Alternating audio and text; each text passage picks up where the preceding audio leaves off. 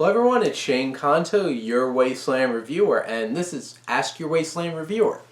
And I've had a tradition of doing this for my birthday each year and having my friends who come to my party write down questions. Now with COVID going on, I didn't have a party, and so I tried to put out a little thing on Instagram and really didn't get a whole lot of hits, but I have some other questions that have come my way recently that I'm going to kind of throw in here, and they were all from other people, so I'm not cheating.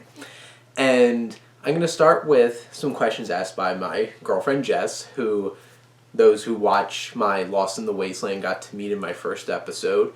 And first off, she asked me what my favorite film of 2020 is so far. And this just recently upsetted Never, Rarely, Sometimes, Always as my number one, and it's Wolfwalkers. And this is from Cartoon Saloon, and it is such a beautiful, breathtaking, animated adventure about a young woman who wants to be a hunter like her dad, who meets up with this other young woman in Ireland, in the woods, who's a wolfwalker. By night, her soul turns into a wolf and she walks the earth. And it has that fantasy. It has deep thematic ideas about religion and family bonds and different kinds of stuff like that. It's exciting, it's beautiful, it's fun. There's just so many things working for it, and Cartoon Saloon is just impeccably amazing, and Tom Moore, who's the main director of these films, just knows how to capture the magic of animation, and 2D drawn animation is just breathtakingly gorgeous. And this is coming out on Apple TV Plus. I know it's in some theaters right now, so you should go watch Wolfwalkers. Honestly, you should 100% win Best Animated Feature. Haven't seen Soul yet, though. I don't want to get too ahead of myself, but Wolfwalkers is my number one film, so I hope it wins Best Animated Feature. Her other question was, what's my favorite holiday film? And I have a couple that I'm going to talk about. The Santa Claus is definitely one that I've always loved since I was a kid. Tim Allen as Scott Calvin. Just SC. I just love him, his big personality, what he brings to it. And it's a nice message and just a wholesome holiday kind of affair. And just Tim Allen just has so much, and it's just quotable lines and Give Me All Your Lovin' by ZZ Top in such a great way, and preparing to go out as Santa. And it's just a fun time. But the best Christmas movie out there, of course, is Die Hard. So, and come at me if you disagree. But it's a Christmas movie. It's all about Christmas. It's all on Christmas, has a Christmas spirit, and has all the action you would want. Could also say basically any Shane Black movie. But also, I have a specific soft spot for Love Actually. I don't know, it's just such an enjoyable movie. I know there's so much going on in the film, but I just love watching Love Actually. Hugh Grant and Bill Nighy and Liam Neeson's and just everybody in it. Such a great cast. Oh my God, Emma Thompson and Alan Rickman's whole storyline is just devastating every time. But I really enjoy Love Actually. Now, when I was interviewing my brother Ethan for Lost in the Wasteland, he was trying to throw some ideas to me for some of the other questions I might ask if I have somebody return to the interview show, which obviously I wouldn't want to ask them the same questions over. And it was, what's your favorite adaptations from a book? And I was thinking about this, and I have two. And one is Logan. And I love how James Mangold directed the film Logan, and they just captured the essence and spirit of this old, gritty Wolverine. Obviously, the story's not the same, because if you ever read Old Man Logan, it's insane. Fighting the Red Skull, who is the President of the United States and stuff like that. It's just you're not going to see that in an X-Men movie. At least not without them being in the MCU. But you have just the spirit captured, and Hugh Jackman is just absolutely amazing.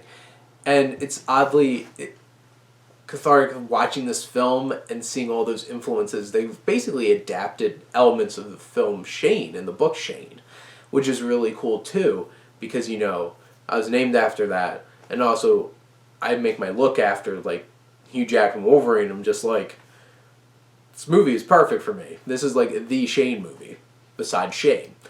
But Logan, the other one is No Country for Old Men. Now, reading Cormac McCarthy is an experience. It is beautiful and poetic and just disgustingly dark in so many ways. And it's really hard to adapt. But the Coens do it perfectly. No Country for Old Men is one of my favorite films of all time, and they capture the spirit and the darkness and somehow still puts that underlying humor about it like a Coen Brothers film, but in such a dark, dark way. And it still works. And they didn't adapt all the elements of the book. There's a lot of Sheriff Tom Bell telling stories. They only kept one of them, narrating at the beginning, but it was perfect. And how the Coen Brothers were miraculously able to adapt such a story is really impressive. Now, getting to the few questions I actually did get from my Instagram poll, my friend Haley asked me, who was recently on the show, was who's a childhood movie villain that you can relate to now? And I had to put a lot of thought into this, and it's very interesting because he's not a villain, but the running joke is like everybody loves SpongeBob as a kid and then everybody becomes a Squidward. Like that kind of idea. You grow up, and it's interesting because, like as a kid watching The Incredibles, Syndrome's a jerk, and he's evil, and he's mean, and you want him to lose. And then you, as an adult, what makes The Incredibles so great is how great the villain is. And Syndrome works so interestingly because what he has to say is diabolical, but is also true.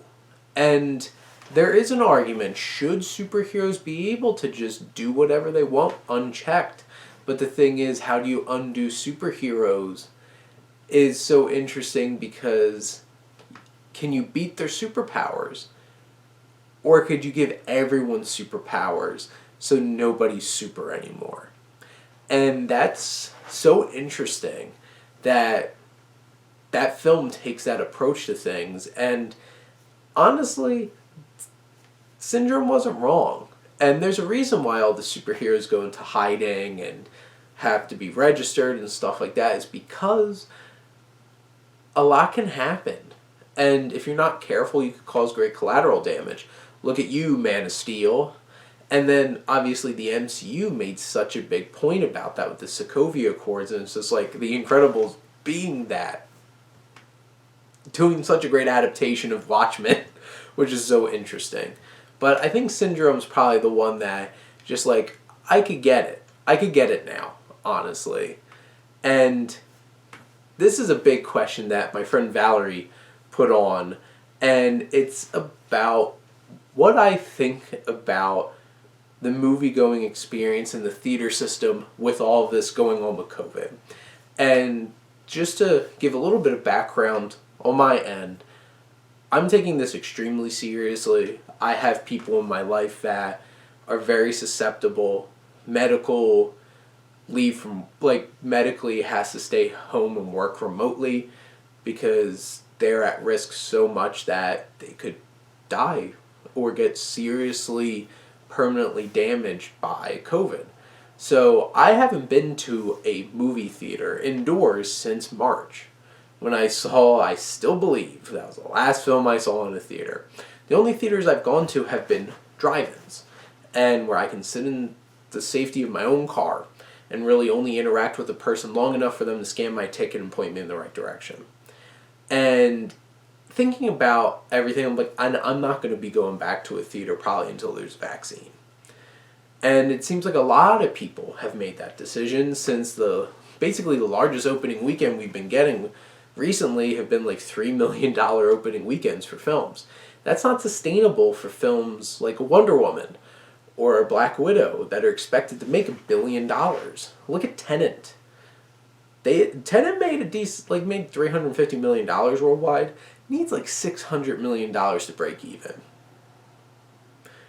Any theater, and like any production company making a film like that with such a big budget, it's not smart to put that out in this environment. It's not going to make money, and you're going to lose a lot of money. And I can understand them pushing things back. And then you have these new deals, like what Universal is doing with all the theaters now. I think Cineplex just signed this today. Cinemark has done it, and AMC was the first of shortening the theatrical window. And obviously there's more details than it just being overly simplified. But I know a lot of people who really haven't watched, like big cinephiles, really haven't seen 2020 films this year.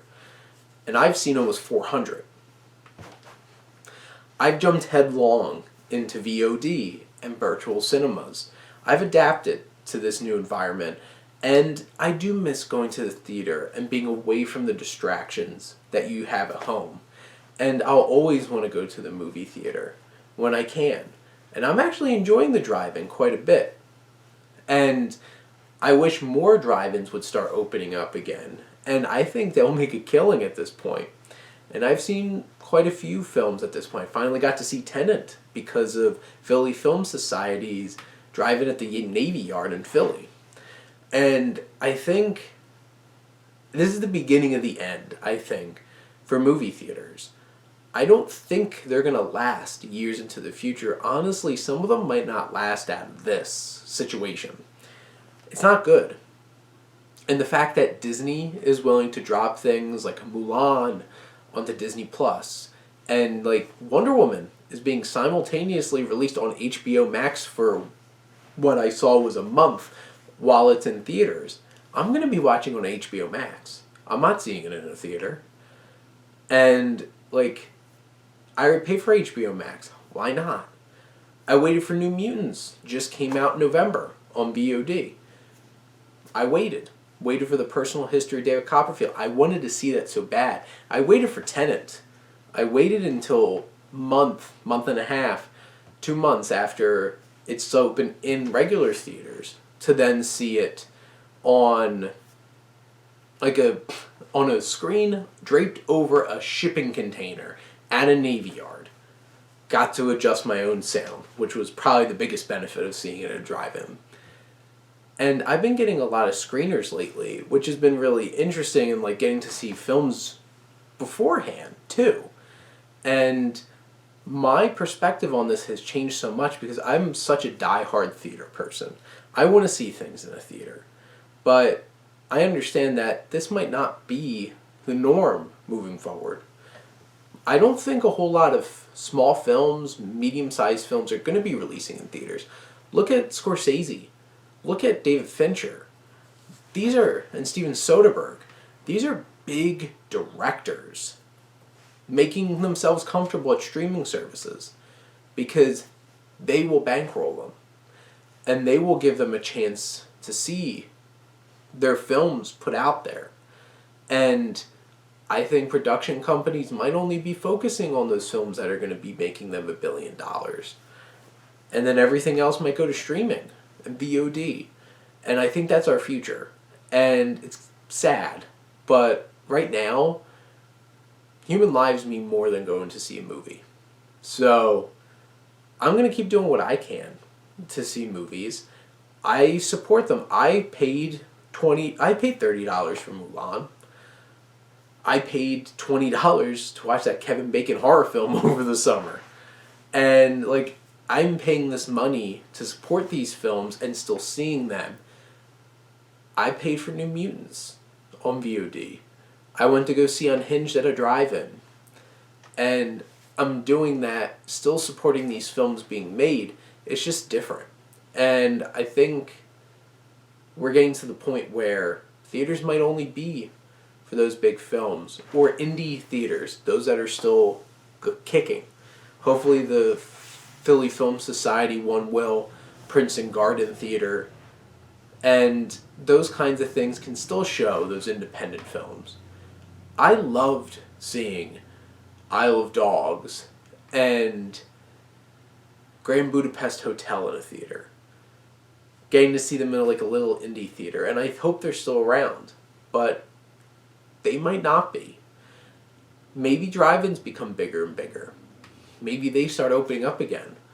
Cyclical. And you know what?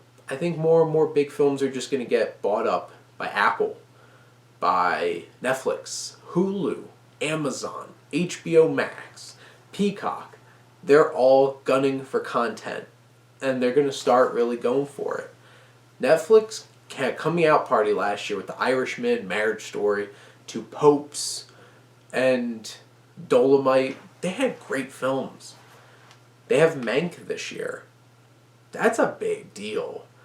Might be one of the bigger films this year. That's our future. And it's sad in many ways. But as a true lover of film, I'm going to keep adapting with it and supporting films and still watching films. And hopefully reviewing them, and you all coming on here to watch my reviews of them, and hopefully checking them out and giving them some love too. So, go see Wolfwalkers.